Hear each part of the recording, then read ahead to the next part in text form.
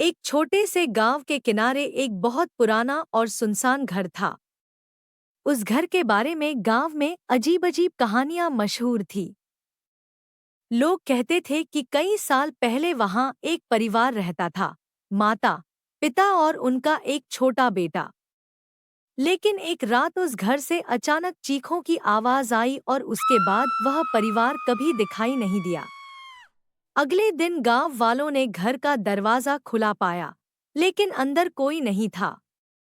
तब से लोग उस घर को भूतिया घर कहने लगे। समय बीतता गया, लेकिन उस घर का डर लोगों के दिलों से कभी खत्म नहीं हुआ। एक दिन शहर से आया एक लड़का, राहुल, अपने दोस्तों अमन और विकास के साथ गांव में घूम रहा था। जब उन्होंने उस पुराने घर के बारे में सुना, तो राहुल हंसते हुए बोला, ये सब बस डराने की कहानियां हैं। भूत वूत कुछ नहीं होते। अमन ने थोड़ा डरते हुए कहा, लेकिन गांव वाले कहते हैं कि रात को वहां से आवाजें आती हैं। राहुल ने कहा, तो आज रात चलकर देखते हैं। रात के करीब 11 बजे तीनों दोस्त टॉर्च लेकर उस घर की तरफ चल पड़े। चारों तरफ घना अंधेरा था और हवा बहुत तेज चल रही थी। जब वे घर के पास पहुंचे, तो दरवाजा आधा खुला हुआ था और हवा से धीरे धीरे हिल रहा था। क्रीक। दरवाजे की आवाज सुनकर अमन थोड़ा डर गया। मुझे अच्छा नहीं लग रहा। चलो वापस चलते हैं। लेकिन राहुल ने दरवाजा धक्का देकर खोल दिया और बोला, डरपोक मत बनो। वे धीरे धीरे घर के अंदर गए। अंदर बहुत धूल थी, दीवारों पर जाले लगे हुए थे और फर्श पर पुराने फर्नीचर के टूटे हुए टुकड़े पड़े थे। अचानक ऊपर की मंजिल से किसी के चलने की आवाज आई। ठक ठक ठक। तीनों एक दूसरे को देखने लगे। विकास ने धीरे से कहा, क्या तुमने सुना? राहुल ने हिम्मत दिखाते हुए कहा, शायद कोई जानवर होगा। वे तीनों सीढ़ियों से ऊपर जाने लगे।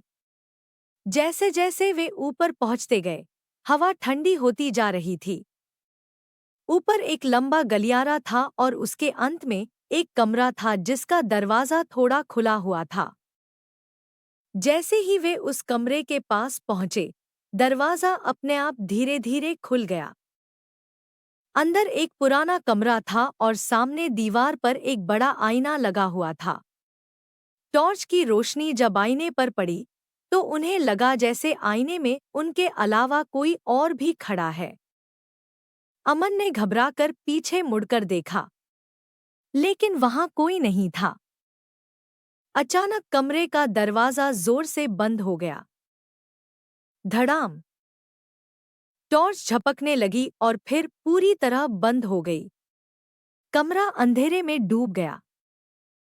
तभी कमरे में किसी के धीरे धीरे सांस लेने की आवाज आने लगी। है है है है है है है है। विकास कांपते हुए बोला, यह आवाज कहाँ से आ रही है? अचानक आईने में हल्की सी रोशनी दिखाई दी। तीनों ने देखा कि आईने में एक छोटा लड़का खड़ा था। उसका चेहरा बहुत पीला था और उसकी आंखें पूरी तरह काली थी। लड़का धीरे धीरे मुस्कुराने लगा। राहुल ने डरते हुए कहा, ये कैसे हो सकता है? तभी आईने में खड़ा लड़का धीरे धीरे आगे बढ़ा और ऐसा लगा जैसे वह आईने के अंदर से बाहर आ रहा हो। कमरे में अचानक ठंडी हवा चलने लगी। दीवारों से अजीब फुसफुसाहट की आवाजें आने लगी। तुम यहाँ क्यों आए हो? तीनों डर के मारे दरवाजे की तरफ भागे, लेकिन दरवाजा खुल ही नहीं रहा था। तभी अचानक सब कुछ शांत हो गया। अगली सुबह जब गांव वाले उस घर के पास से गुजरे, तो उन्होंने देखा कि घर का दरवाजा खुला हुआ था। लेकिन अंदर कोई नहीं था। बस दीवार पर धूल में उंगलियों से लिखा हुआ एक वाक्य दिखाई दे रहा था। अब हम 4 नहीं, 7 हैं।